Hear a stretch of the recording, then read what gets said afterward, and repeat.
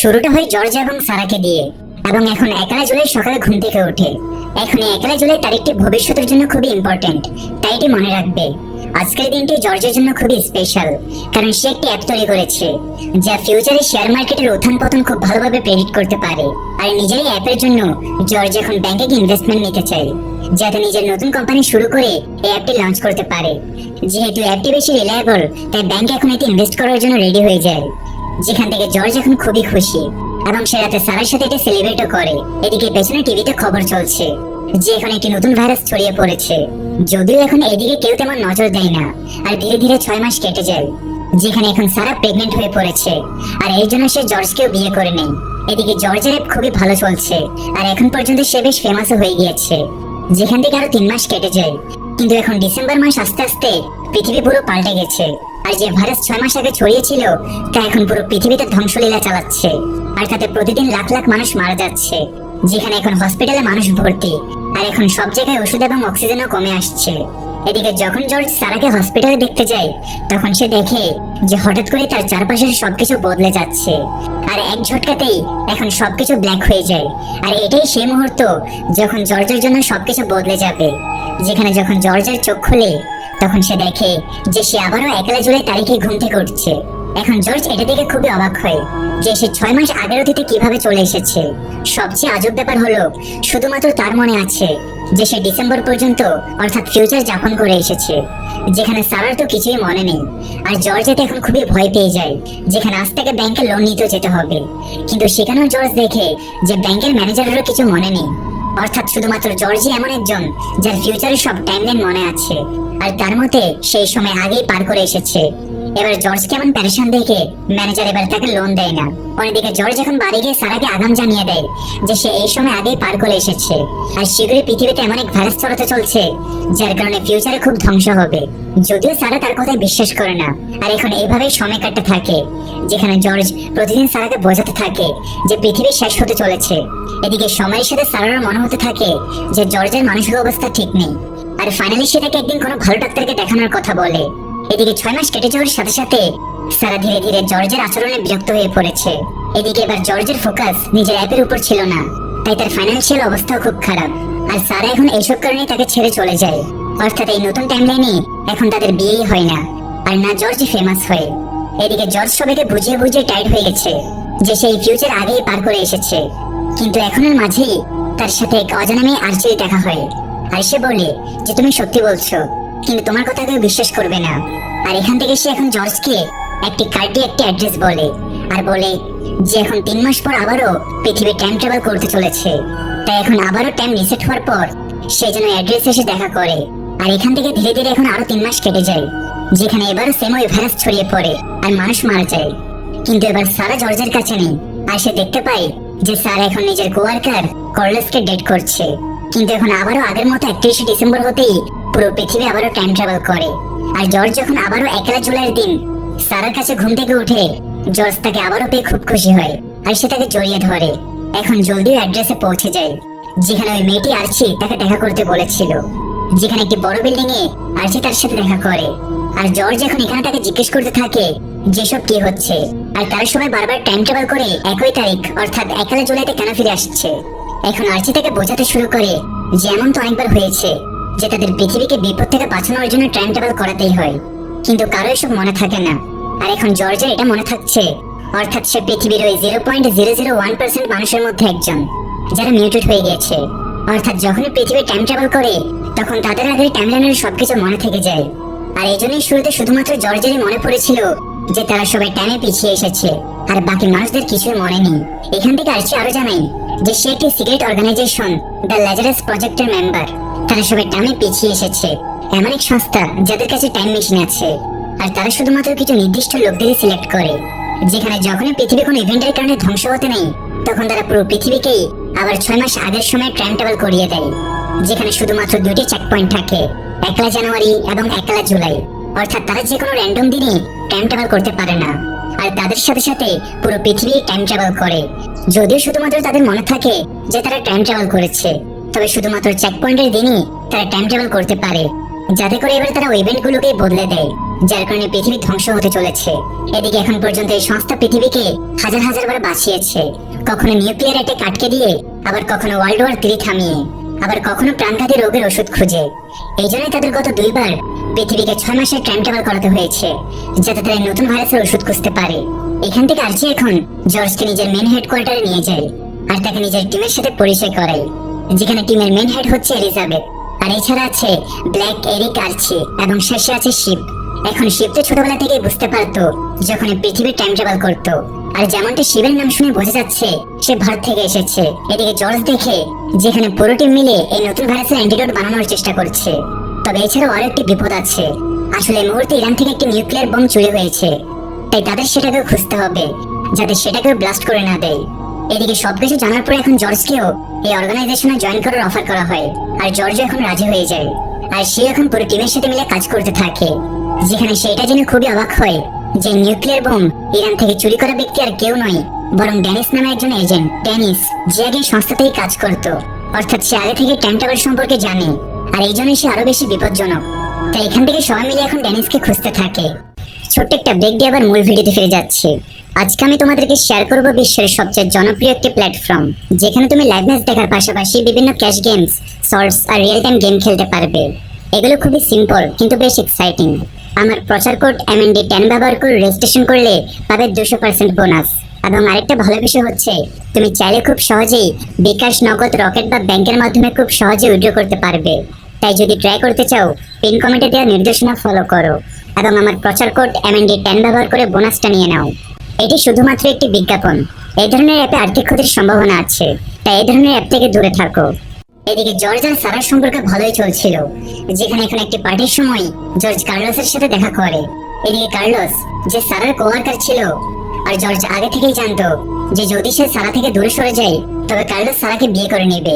তাই জর্জ এবার কার্লোসের উপর বদলা নেওয়ার জন্য তাকে একটি এমন কোম্পানিতে ইনভেস্ট করতে বলে যে ডুবতে বসেছিল। এদিকে পরের দিন জর্জ জানতে পারে যে তারা ড্যানিস আর বোম্বের লোকেশন পেয়ে গেছে, আর তারা এই মুহূর্তে প্যারিসে আছে। তাই এখান থেকে সবাই মিলে এখন প্যারিসে যেতে থাকে। যেহেতু এটা জর্জের প্রথম মিশন, তাই সে এরিকের সাথে ভ্যানেই অপেক্ষা করে। এদিকে আর্চি বাকি টিমের সাথে এখন ড্যানিসের আস্তানে রেড করে, কিন্তু ড্যানিস একটু বেশি চালাক ছিল, তাই সে এখন এক এক করে সব টিম মেম্বারদের মারতে থাকে, যাতে এখন আর্চি সহ পুরো টিম ওখানেই মারা যায়।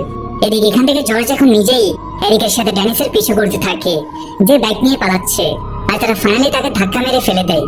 এদিকে এখন পর্যন্ত সেখানে পুলিশে চলে এসেছে, তাই এখান থেকে নিজেকে ঘেরাও হতে দেখে এখন ড্যানিস ফাইনালি ওই নিউক্লিয়ার বোম ফাটিয়ে দেয়, যাতে সেই সহ লাখ লাখ মানুষ মারা যায়। কিন্তু এখন মিশন ফেল হতেই সবকিছু আবার একলা জ্বলেতে রিসেট হয়ে যায়, অর্থাৎ তাদের কাছে আবারও সুযোগ আছে ওই ব্লাস্ট আটকানোর। এদিকে জর্জ যখন সারাকে নামিয়ে দিতে তার অফিসে যায়, তখন তার কাছে আর্চির ফোন আসে যে তারা ড্যানিসের নতুন আস্তানা পেয়ে গেছে, তাই তারা এবার তাকে আগেই ধরে ফেলতে পারবে।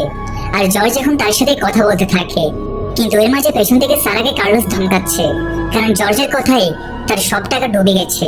আর এখন এই তর্কের মাঝে কার্লোসের ধাক্কা লাগায় সারা একটি ট্রাকের সাথে গিয়ে ধাক্কা খায়, যার ফলে তার অবস্থা খুবই খারাপ হয়ে যায়।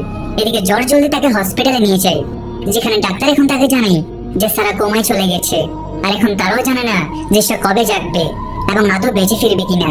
এদিকে জর্জ এবার আর্চিকে বলে যে তাদের আবারও আর্থকে রিসেট করতে হবে, যাতে সে এবার সারার অ্যাক্সিডেন্ট হতেই না দেয়। কিন্তু এখন আর্চি তাকে একটি অবাক করার কথা জানায় যে আসলে তাদের অর্গানাইজেশন নিজেদের পার্সোনাল কারণে টাইম ট্রাভেল করায় না, কারণ পুরো পৃথিবীকে টাইম ট্রাভেল করানোর অনেক রিস্ক থাকে, আর তার টাইম ট্রাভেল তখনই করায় যখন পৃথিবী শেষ হতে চলে। আর এখান থেকে আর্চি এখন নিজের উদাহরণ দেয় যে কিভাবে 2018 সালে আর্চি নিজের স্বামী রোসের সাথে একটি মিশনে ছিল, যেখানে তাদের দুই দেশের মধ্যে শুরু হতে যাওয়া যুদ্ধ থামাতে হতো, কিন্তু বারবার টাইম ট্রাভেল করার সত্ত্বেও বারবার ওই লড়াই শুরু হয়ে যেত। আর ওই বছর অসংখ্যবার টাইম ট্রাভেল করাতে হয়েছে। তখন রোজকে নিজের প্রাণ দিয়ে ওই পলিটিশিয়ানকে মারতে হয় যে যুদ্ধ শুরু করতে যাচ্ছিল। কিন্তু এখন আর্চি বারবার নিজের হেড এলিজাবেথকে রিকোয়েস্ট করার পরও তারা কখনো টাইম রিসেট করেনি, কারণ ওয়ার্ল্ড ওয়ার তো থেমে গেছে, কিন্তু এখন এতে আর্চির সামনে রোজ মারা গেছে, অর্থাৎ ছোট্ট ঘটনার কারণে টাইম রিসেট করা হবে না। এদিকে এখন পর্যন্ত বাকি এজেন্টরা ড্যানিসকে ফাইনালি ধরে ফেলেছে, তাছাড়া তারা ভাইরাসের অ্যান্টিডোটও পেয়ে গেছে, অর্থাৎ এখন টাইম রিসেটই হবে না। এদিকে শিবও এখন জর্জকে এটাই বোঝায় যে তাদের অর্গানাইজেশন কখনো কারো পার্সোনাল কারণে টাইম রিসেট করবে না। এদিকে জর্জ এখন ড্যানিসের সাথে গিয়ে দেখা করে আর জিজ্ঞেস করে যে সে হয়তো এই সংস্থার এজেন্ট ছিল, তাহলে সে এখন পৃথিবীকে ধ্বংস কেন করতে চায়। আর ড্যানিস এখন এখান থেকে বোঝাতে থাকে রিয়েলিটিকে বদলে দেওয়া ঠিক নয়, আর এর ফলে তারা নেচারের সাথে খেলছে, যেখানে সে চায় এই সমস্ত চিরকালের জন্য শেষ হয়ে যাক, আর কখনো যেন টাইম ট্রাভেল করা না হয়। এখন সে এমনটা কেন চায়, এর পেছনের কারণে এখন ড্যানিসি নিজেই বলতে থাকে আসলে সেও তার স্ত্রী জ্যানেটের সাথে এই অর্গানাইজেশনে কাজ করত। কিন্তু 2017 সালে যখন তার স্ত্রী জ্যানেট প্রেগনেন্ট হয়, ঠিক সেই সময় শিবার বাকি এজেন্টরা একটি মিশনে কাজ করছিল, যেখানে তাদের বায়োকেমিক্যাল ওয়েপেন ব্যবহার হওয়া থেকে আটকাতে হতো, নইলে তাতে একটি চেইন রিঅ্যাকশন হবে আর তৃতীয় বিশ্বযুদ্ধ শুরু হয়ে যাবে। এখন শুরুতে শিব একজন এজেন্টকেও মেরে ফেলে, যাতে তাদের মনে হয়েছিল যে এখন এই কেমিক্যাল অ্যাটাক হবেই না। আর এখান থেকে জ্যানেট একটি ছেলের বাচ্চাও জন্ম দেয়, যাতে জ্যানেট আর ড্যানিস এখন দুজনেই খুব খুশি ছিল। কিন্তু এখান থেকে শীঘ্রই সবকিছু বদলাতে চলেছিল, যেখানে শিব ড্যানিসকে জানায় যে তাদের ভুল হয়েছে, আর যে লোকটিকে তারা মেরেছিল সেটা শুধু একজন হাতের পুতুল ছিল, তার উপরে কেউ আছে যে হয়তো বায়োকেমিক্যাল অ্যাটাক করতে পারে। আর যদি এমন হয় তবে তাদের টাইম রিসেট করতেই হবে, অর্থাৎ ড্যানিস আর জ্যানেট তাদের বাচ্চাকে হারিয়ে ফেলবে।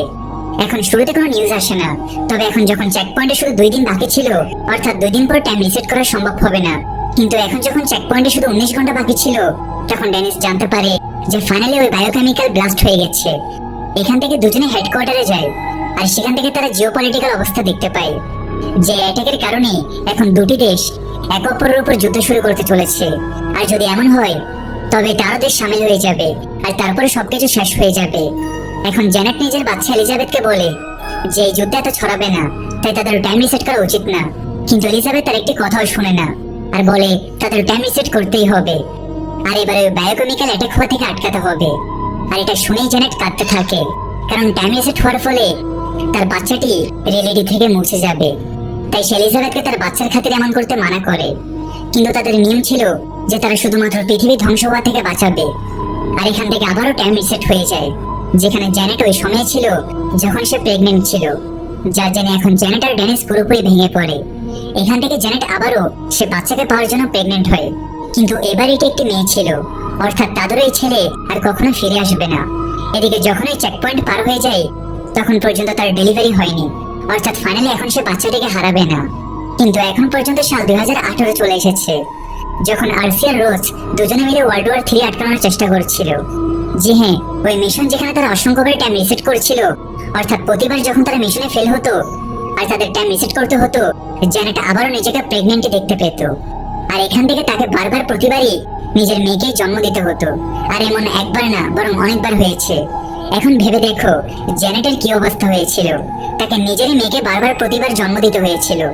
এদিকে জ্যানেট আর ড্যানিস এটা দেখতে পায় যে তাদের মেয়েও তাদের মতোই মিউটেড, অর্থাৎ তারও প্রতিবার টাইম রিসেটের পর সবকিছু মনে থাকে যে কিভাবে সে বারবার জন্ম নিচ্ছে। আর যখন শেষে ফাইনালি রোজ নিজের জান দিয়ে মিশনটি পুরো করে, তখন পর্যন্ত ড্যানিস আর জ্যানেট পুরোপুরি ভেঙে পড়েছিল। আর এটাই শেষ পর্যায়ে ছিল যেখান থেকে ড্যানিস সিদ্ধান্ত নেয় যে সেই টাইম রিসেট চিরকালের জন্য বন্ধ করে দিবে আর নিজের অর্গানাইজেশনকেই মিটিয়ে দিবে। তারপর পৃথিবীর সাথে যা হওয়ার তা হোক। যেখান থেকে এখন ড্যানিস এলিজাবেথের কাছে যায়, আর সে তাকে বলে যে সে টাইম মেশিন দেখতে চায় যা দিয়ে পৃথিবীর টাইম রিসেট করা হয়, আর এখানে সে ওটাকে ধ্বংস করে দিবে। যেখান থেকে এলিজাবেথ তাকে বুঝিয়েছিল যে সে তাকে টাইম মেশিন দেখাতে পারে না।